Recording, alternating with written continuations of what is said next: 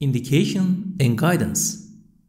The measure premise is true, for if you study the works of the prophets which are inscribed on the instructive page of the world, and if you listen to their exploits recounted by the tone of history, and if you are able to divest the truth of the various forms it has assumed due to the effects of time and place, you will see that the prophets acted in accordance with the principles of public law and private law, which are a flame of sheer virtue and a light of divine providence, and they taught how people should be regarded by humanity and how they should act towards other peoples and renounce personal interests and other matters.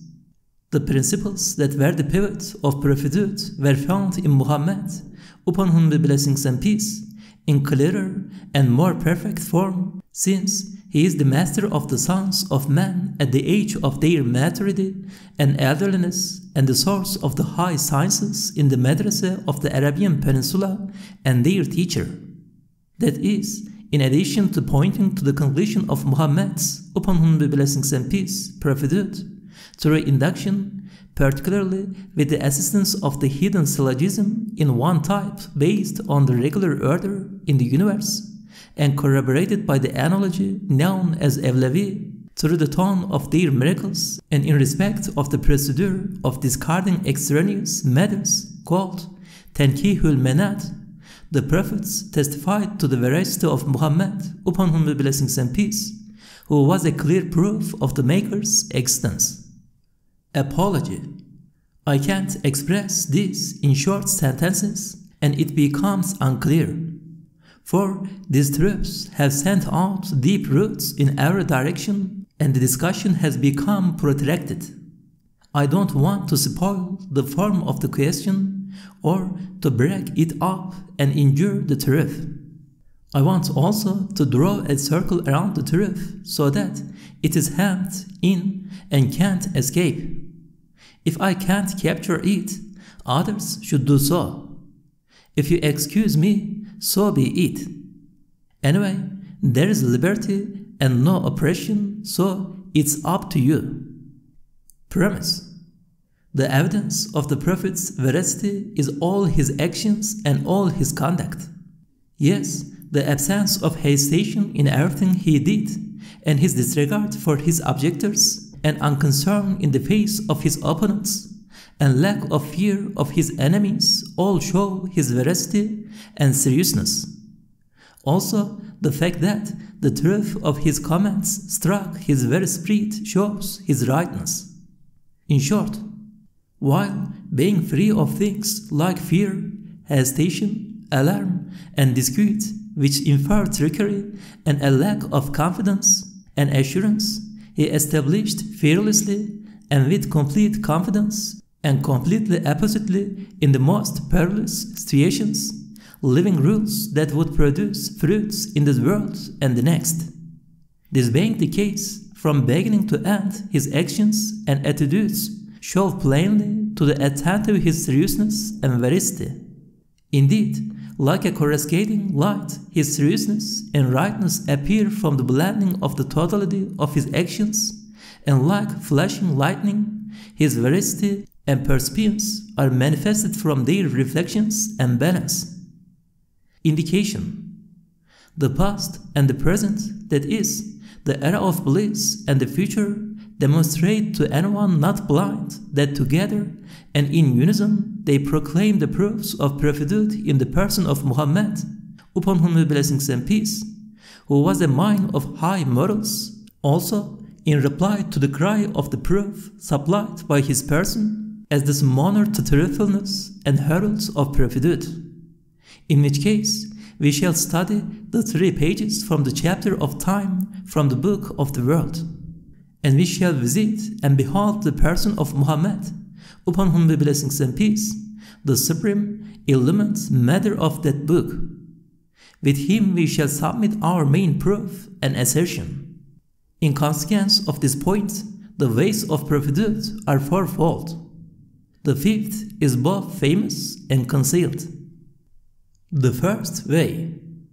4 points should be known in beholding the elevated question of his person. The first, in accordance with the rule, the artificial is never like the authentic, no matter how perfect.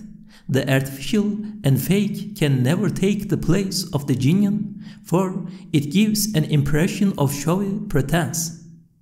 The second, what fixes elevated morals in the grounds of truth is seriousness, and what perpetuates their life like the circulation of blood, and strengthens the self-respect burn of their blending, and sets those moral virtues in order is truthfulness. Yes, the moment the bonds of truthfulness and seriousness are severed, elevated morals dry up and wither. The third, the famous rule that attraction is felt between mutually corresponding things and repulsion is experienced between mutually contradictory things is valid in spiritual and moral matters just as it is in material ones. The fourth, a power is found in the whole that is not present in the parts. Let us come now to the main aim.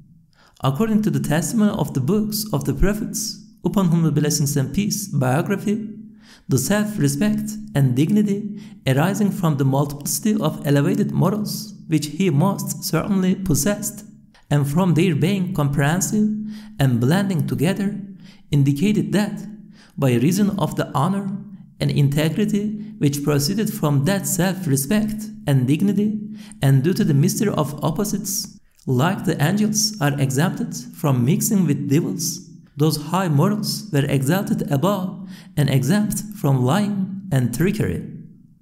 And also, since they comprised truthfulness and rightness, which are their very life and living, they proclaim prophethood as brilliantly as a blaze of light. Note, brother, you see that a man who is famous for bravery alone does not stoop easily to lying, lest he wants the honor his fame accords him. So, how could a person who possessed all the moral qualities at once descend to deceit? Yes, there is found in the whole what is not present in the parts. Indication and note. We see that at the present time there is only the space of a finger between truthfulness and lying. Both are sold in the same market. Each age has its ruling ethos.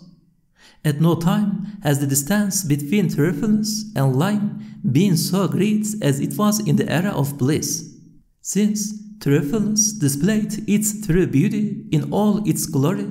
It raised Muhammad, upon whom blessings and peace, who adhered to it, to the highest of the high, and was the cause of a mighty revolution in the world.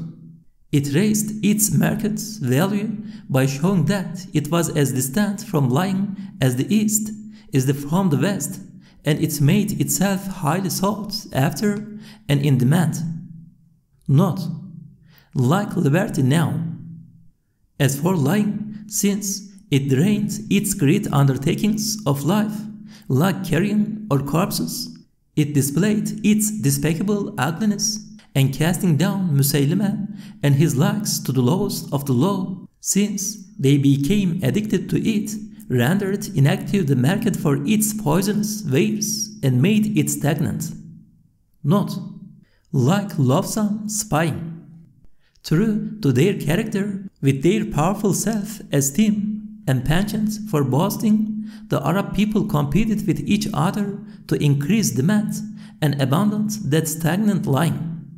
Acquiring beauty through practicing that sought after truthfulness, they caused the world to accept their justice.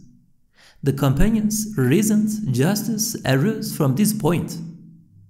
Guidance and indication.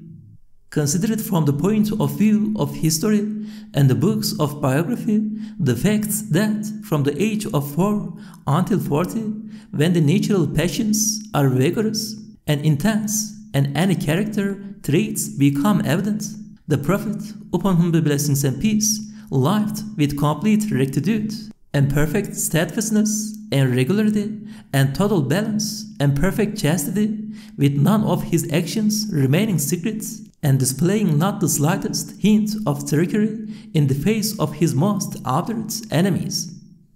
Then consider the supreme revolution he brought about after the age of 40, when habitual conduct and morals have become ingrained and permanent. If one doesn't affirm that revolution proceeded from the truth and was truth, he has only himself to blame, for there must be a sophist hidden in his head. Then again, the prophets, upon whom the blessings and peace, conduct, stance, and state in the most perilous of situations, like in the cave, when there was no escape and all hope was lost. His unwavering staunchness and perfect assurance and confidence are sufficient testimony to his prophethood and seriousness, and are evidence that he adhered to the truth. The second way, the first page, that is, the past. Attention needs to be drawn to 4 points on this page. The first, if a person acquires the principles, spirit, and basis of a science or a tale, and constructs his assertions on them, he will display his skill and proficiency in that science. The second, brother, if you know human nature, you will be aware that no matter how inconsequential, opposing views cannot be voiced concerning some minor case among few people or a small tribe. So, if a cause of the very greatest importance, which comprises matters exceeding human reason, is advanced boldly and fearlessly and with the utmost assurance among very numerous predominantly illiterate peoples who display extremes of obduracy, you will see that truthfulness will rise like the sun over everyone's heads out of what is written and what is said. The third, there are many theoretical sciences which, while remaining unknown to nomadic peoples, for the civilized have become axiomatic due to the inculcation of customs and practices. In consequence, if one is to judge the nomads' circumstances, one has to imagine oneself as present in their desert habitations. If you wish, you may refer to the second premise above, for it sets out this point clearly. The fourth, if an illiterate person propounds his ideas before the ulama concerning some current science, and agrees with the points on which they are agreed and disagrees with the points of dispute, and corrects any errors, it establishes his superiority and that his knowledge is not acquired. In accordance with these points, we say this: notwithstanding his well-known illiteracy, the most noble messenger, upon whom be blessings and peace, traversed time with his fleet, untrammeled spirit, and entered the hidden depths of the past, then described the circumstances and secrets of the previous prophets as though he had been present and witnessed them. He attracted the gaze of all the intelligent and proclaimed his mighty cause before the whole world.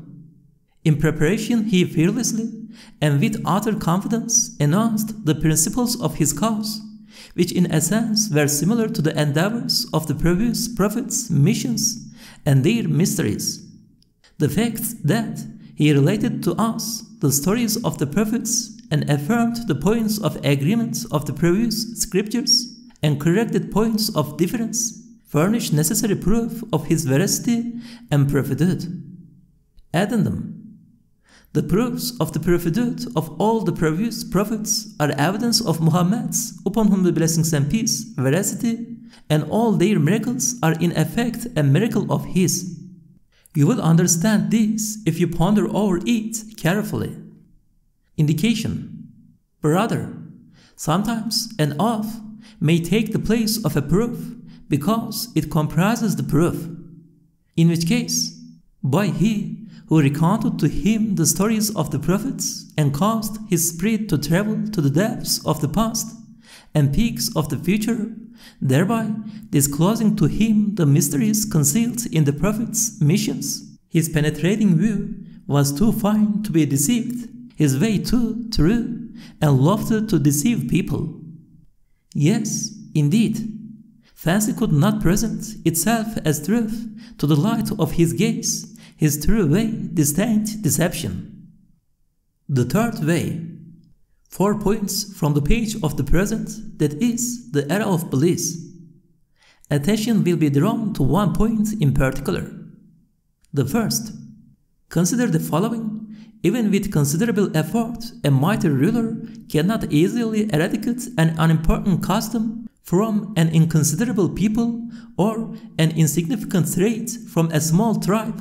Yet, someone lacking power extirpates from the depths of an extremely numerous, bigoted, and preserved people's spirits their very various, long-held, deep-seated, and completely ingrained customs and practices with little effort and in a short time.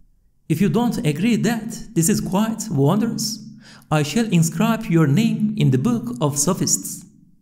The second, the formation or natural growth of a state which resembles a collective personality is slow, and only gradually can a state gain mastery over a former state, since submission to the latter has become like second nature to it, in which case the formation in a short time of a vast and materially and morally powerful state, and its almost instantly gaining ascendancy over other firmly established states, shows that its customs and practices in both moral and material matters are necessarily extraordinary.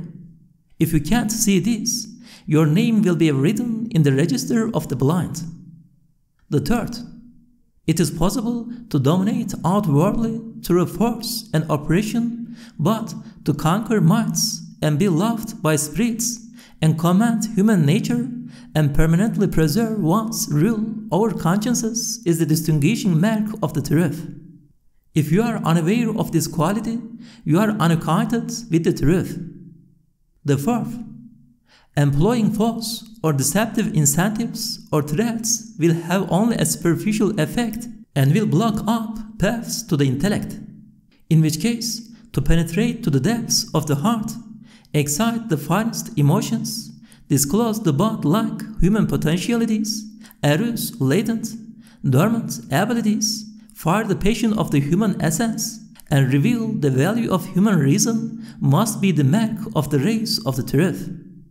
Yes, Muhammad's, upon whom be blessings and peace, cleansing their hearts of such things as the life burial of girl children, a concrete embodiment of hardness of heart, and his adorning them with such things as kindness to animals, to ants even, which is a flush of tender-heartedness, was such a mighty revelation, especially among those primitive peoples, that it has been endorsed as extraordinary by the perspicacious, since it was not conformable with any natural laws. You too will affirm it if you have any understanding. Now listen to the point. History testifies that only the greatest geniuses can arouse a few emotions in people and develop one or two of their abilities and fire their passions, for if their dormant emotions are not awakened, the effects of their efforts will be temporary and go for nothing. Even the greatest geniuses have succeeded in arousing only one or two of the emotions. In short, a sense of freedom and feelings of zeal and love, to swiftly arouse and disclose in the nomadic peoples of the boundless deserts of the Arabian Peninsula thousands even of elevated dormant, latent, hidden emotions, and to cause them to burst into flower instantaneously was the mark of the light scattering sun of truth. For anyone whose mind cannot comprehend this point, we shall lay out before his eyes the Arabian Peninsula. Take Arabia. If 100 of the most eminent philosophers were to be sent there after 13 centuries of human progress, and they were to labor there for 100 years, could they achieve at the present time 1/100th of what he achieved there at that time? Indication: whoever seeks success has to be acquainted with and comply with divine practice, creation, and the nature of things. The innate disposition of things will otherwise confound his efforts, and he will be unsuccessful. The general current of things casts into nothingness those who oppose it. In consequence, consider the following. You will see the degree to which the truths of the Sharia are in conformity with the profound, precise laws in force in creation, which are invisible to the microscope of the mind. Those truths are cognizant of them and in harmony with them, for they have preserved the balance of those laws. Yes, the fact that the Sharia has preserved its truths throughout the mighty upheavals of the long ages, indeed has caused them to unfold, shows that the way of the most noble messenger, upon whom be blessings and peace, is founded upon the truth, which can never perish. Having grasped these points, listen with a broad, reasoning, and attentive mind to the following. Despite being unlettered and lacking any outward power or rule or wish for sovereignty, Muhammad Hashimi, upon whom be blessings and peace, set out with perfect assurance in a most perilous situation, and conquering mights, becoming loved by spirits, and commanding natures, demolished numerous, deep-seated, ingrained, habitual, and savage customs and mores, together with instilling elevated morals in their place, so firmly as to mix with the people's very flesh and blood. He stifled the savage cruelty of a people moribund in the far-flung corners of barbarism and excited the finest of feelings. Yes, arousing lofty emotions and disclosing the essence of their humanity, he raised them in a short time to the peak of civilization. He founded in a brief time a vast empire that spread from east to west, so loved up other empires like a swirling fire or blinding light or Moses' staff, and brought those empires to the point of extinction. He thus demonstrated to anyone whose vision and insight are not impaired his veracity, prophethood, and that he adhered to the truth. If you cannot see this, it will erase you from the book of humanity. The fourth way. This is the question of the Sharia, in particular, from the page of the future. You must not hold back from considering 4 points carefully. The first, one person cannot be an expert and proficient in 4 or 5 sciences unless he is a marvel. The second, 2 people speak of a single matter. One of them expresses it suitably to the context and what precedes and succeeds it, and its relationship with them, and states it suitably, that is, he sets in it fertile ground, thus indicating his skill and proficiency in the science and his knowledge of it. The other one, however, because he neglects these points, displays his superficial and plagiaristic knowledge, whereas what they speak of is the same. If you cannot discern this with your mind, your spirit discerns it. The third, as described in the second premise, if a discovery which 2 centuries ago was considered wondrous had remained undiscovered until the present, even a child could discover it now due to the progress of science. Keep this in mind and go back 13 centuries. Divest yourself of the developments of the intervening time and seat yourself in the wild Arabian Peninsula. Observe it carefully and you will see an unlettered, inexperienced man, unassisted by time and place.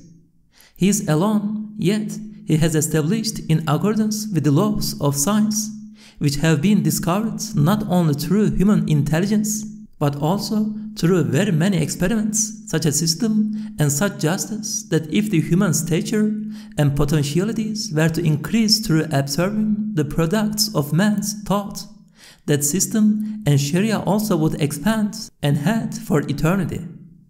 It thus proclaims that it proceeds from God's pre-eternal speech and ensures the happiness of this world and the next. If you are fair, you will see that this is beyond the power of the people of that time, and even of all humankind, unless evil thoughts have rotted your inborn nature's eye, so that it looks only to the here and now. Note should be taken of this. The fourth, As is described in the 10th premise and will be mentioned in the answer to the second objection, the Sharia offers guidance in accordance with the mental capacity of the mass of the people. Since people generally have little education and cannot comprehend abstract truths without their being presented in familiar form, the Sharia depicts them with figures of speech and allegories and metaphors. Also, since the people perceive things through their external senses and consider necessary what is contrary to reality, and in the physical sciences have not followed the necessary steps in their development, the Sharia is vague and unspecific in such matters lest the people fall into the abyss of error. But it is still not devoid of hints to the truth. Misapprehension and note. Truthfulness shines forth in all the conduct and actions of the most noble messenger, upon whom be blessings and peace, but all his acts and all his conduct did not have to be wondrous. For the purpose of his displaying marvels was to affirm his claim to prophethood. When there was no need, or it was inappropriate, he complied with the laws of divine practice and followed the general course of things. And it was requisite that he did so. Brother, this note is of the same type as the premise of the first way.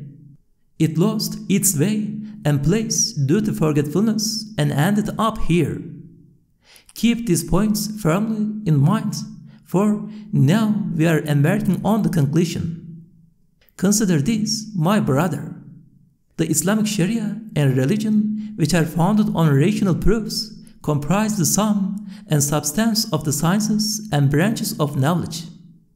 These include the science of refining the spirit and of training the heart and of educating the conscience, and the science of physical training and domestic science, and the science of local governments and that of international relations, and the legal sciences, and so on.